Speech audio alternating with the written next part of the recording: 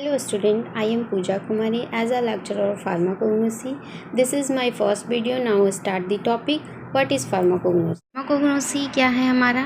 Pharmacognosy is a branch of science in which we study about drugs obtained from plant source, animal source and mineral source. Pharmacognosy क्या है? Science का एक branch है जिसमें हम लोग ड्रग के बारे में स्टडी करते हैं जो प्लांट सोर्स से ऑब्टेन होता है, एनिमल सोर्स से ऑब्टेन होता है, मिनरल सोर्स से ऑब्टेन होता है. Pharmacognosy word derive from two Greek word. First हम फार्माकोन और सेकेंड हमारा जिग्नोसो. फार्माकोन का मतलब होता है ड्रग, जिग्नोसो का मतलब होता है to acquired knowledge, that is knowledge of drug. अब हम लोग हिस्ट्री के बारे में जानते हैं कि फार्माकोग्नोसी का हिस्ट्री क्या है. 19th सेंचुरी में एक टर्म था मेटेरिया मेडिका जिसे हम फार्माकोग्नोसी वर्ड के नाम से जानते थे. 19th सेंचुरी के बाद मेटेरिया मेडिका के ऊपर एक साइंटिस्ट ने स्टडी की थी जो सैडलर है. उन्होंने स्टडी करके इस सब्जेक्ट का नाम जाता है. फर्स्ट फार्मासिस्ट है गैलन जिन्होंने ओपियम नामक ड्रग की खोज की थी जो एक पेन रिलीविंग ड्रग है. अब हम लोग सोर्स के बारे में थोड़ा स्टडी कर लेते हैं. Source of crude drug. Crude drug का मतलब हुआ कि जो भी प्लांट से हम लोग ड्रग ऑब्टेन करते हैं या एनिमल से ऑब्टेन करते हैं, कच्चे फॉर्म में होते हैं जिसे हम लोग क्रूड ड्रग करते हैं. तो क्रूड ड्रग आर वेजिटेबल और animal drug that consist of natural substance. Source of drugs की बात की जाए तो उसमें प्लांट सोर्स आते हैं, मिनरल्स आते हैं, एनिमल्स आते हैं, मैरीन आते हैं. प्लांट सोर्स में अल्कलॉइड, ग्लाइकोसाइड. अल्कलॉइड कंटेनिंग जो ड्रग है ओपियम है, सिनकोना है.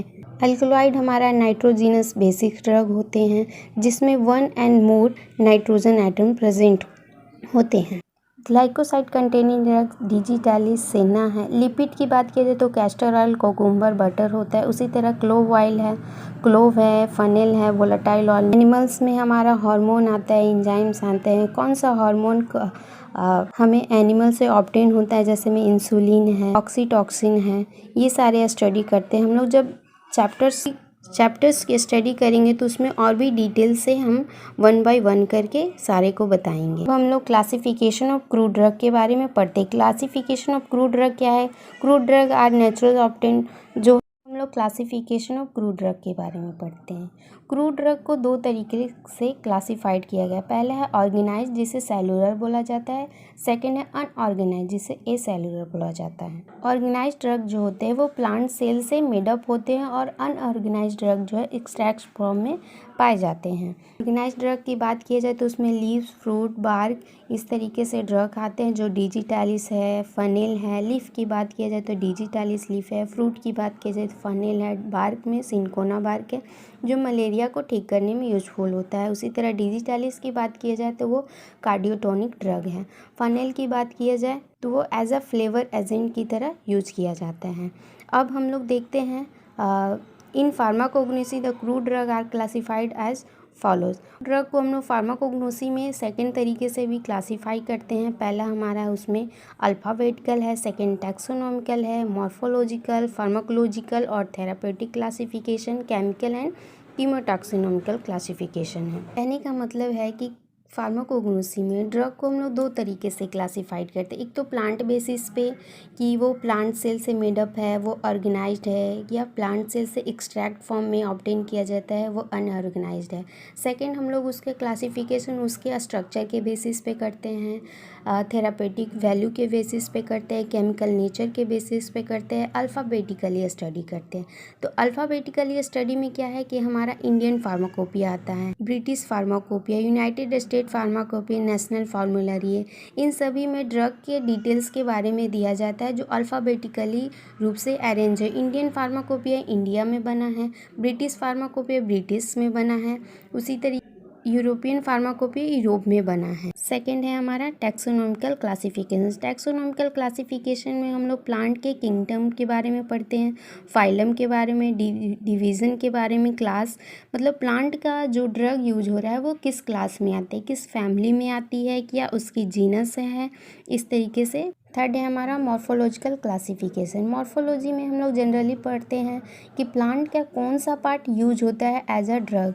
जैसे में हम लोग सेना लीफ की बात किया जाए तो वो प्लांट का लीफ पार्ट यूज होता है। उसी तरह बार्क की बात किया जाए तो सिनकोना बार्क है, सिनामन बार्क है, केशिया है। फ्लावर्स की बात की जाए तो उसमें रोज है, क्लोव है। राइजोम में हमारा टर्मरिक आता है, जिंजर आता है, जिंजर टर्मरिक हमारा एंटी इन्फ्लामेटरी ड्रग के रूप में यूज किया जाता है। सेना हमारा परगेटिव के रूप में यूज किया जाता है। नेक्स्ट क्लासिफिकेशन है फार्माकोलॉजिकल क्लासिफिकेशन।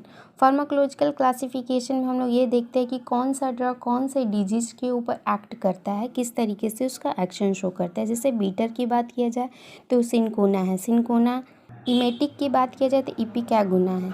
इपिकैगुना क्या है कि जब वॉमिटिंग फील होता है तो उसमें हम लोग एंटी इमेटिक ड्रग लेते हैं। उसी तरीके से हम लोग कार्डियोटोनिक की बात की जाए तो डिजिटालिस है। जब हार्ट मसल्स वीक पड़ने लगता है तो उसमें हम लोग डिजिटालिस ड्रग लेते हैं जो हार्ट कार्डियोटोनिक के रूप में होता है। नेक्स्ट हमारा है केमिकल क्लासिफिकेशन। केमिकल क्लासिफिकेशन कहने का मतलब है कि जो भी ड्रग के बारे में अब तक हम लोग नॉलेज लिए हैं वो ड्रग में कौन सा एक्टिव कंस्टिट्यूएंट किस रूप में प्रेजेंट है।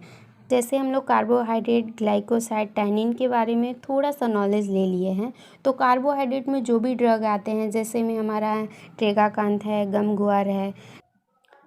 ग्लाइकोसाइड की बात किए तो सेना, रूबर, कैस्कर।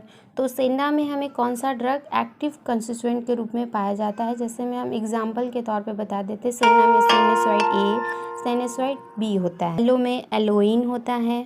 डिजिटालिस में डिजिटालिस ए, डिजिटालिस बी। आज की वीडियो में इतना ही रहने देते हैं। नेक्स्ट वीडियो में मैं और भी डिटेल्स के साथ आपको मैं बताऊँगी। Okay, thank you.